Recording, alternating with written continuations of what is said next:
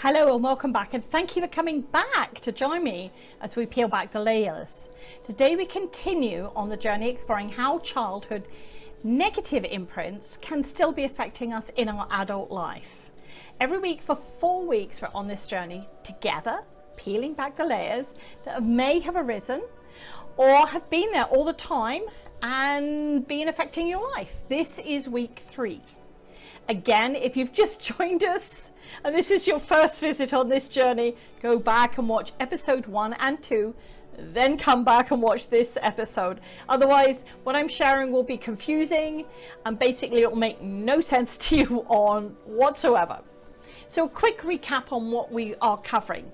And last week we started with release. So I hope you have worked on that for yourself. And just to remind you, release is letting go. Letting go, liberating you from the childhood misery or the story that's been rolling around and being very painful to you. Relearn is our goal this week. Yay!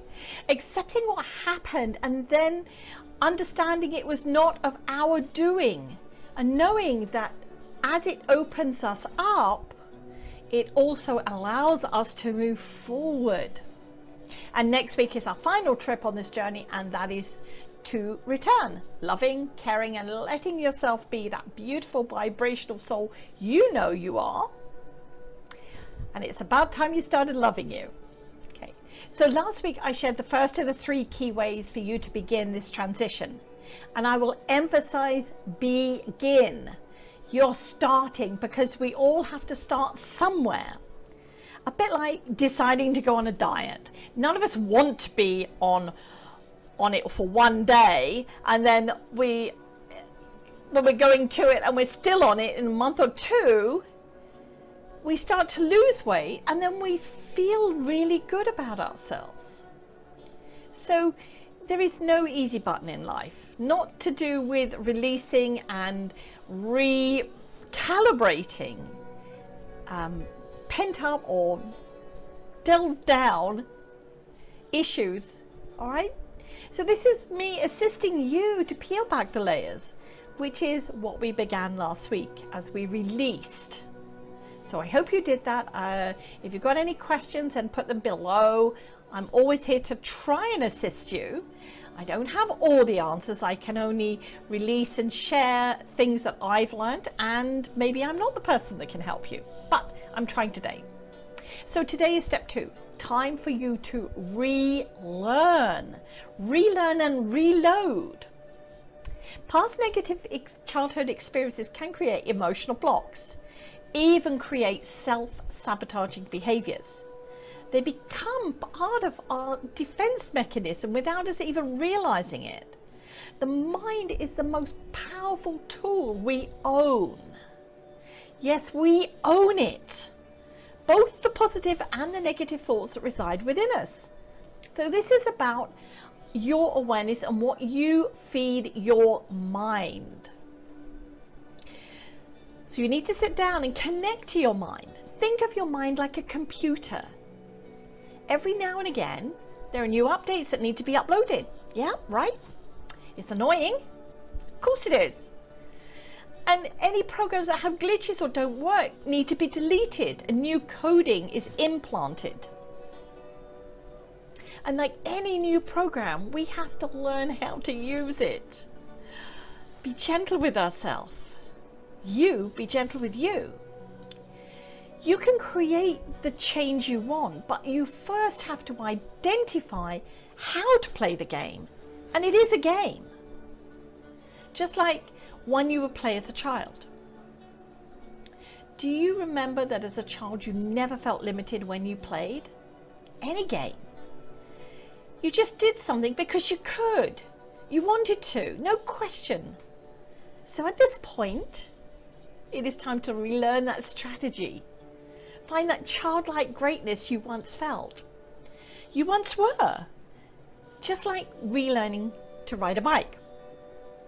As an adult, we know that if we fall off the bike, it will hurt. But now we're also aware of the protective things we can do to help ourselves. Whereas a child approaching learning to ride a bike, they have no no restrictions. They ride, they fall, they get up, they do it again until they get it. And just like you will do as you relearn this way of doing things, you will now feed yourself the spiritual nutrition you need. When we relearn something, what happens is we eliminate self-defeating behaviors. We begin to set boundaries with those around us because it's time to let go of false beliefs and start your healing. And as you do, be in awareness of your feelings, the changes that can and will bring up within yourself. It's going to be a time where you stop letting others dictate. Lift up your vibration to the next level, your next level. This is an amazing process you're going to go through. If you feel yourself beating yourself up, which we do, or judging, raise your consciousness and love yourself. Be compassionate. Above all, be compassionate, especially with yourself. Start with one thing you always love. And for me, the thing that I love is to journal, to write down those feelings that I'm having. The way I did something before was different. And especially when I review my journal, things I wrote years ago, maybe a trauma I was going through or something like that. But it may seem small at the time. It may seem like, oh, well, what's the point of writing this down because, etc., etc., etc. We can put all the excuses there. Truly we can.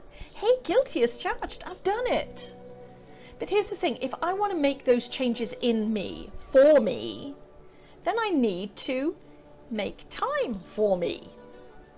And journaling is a great way to do this. This is a great way for us to relearn. To journal the emotions that you're going through this process. The gaining your power, if you like. Empowering yourself, because it will be significant. And your changes will have a knock-on effect on others around you. Truly they will. Because all of a sudden you're not who they have come to know you as. And for many, I know with friends when I was going through stuff, it was like, hey, you're there, you're back, you're coming in, you're gonna play again, woohoo. So it is a process. Journaling for me worked. Find what you can do that works for you to relearn different things. Affirmations are great.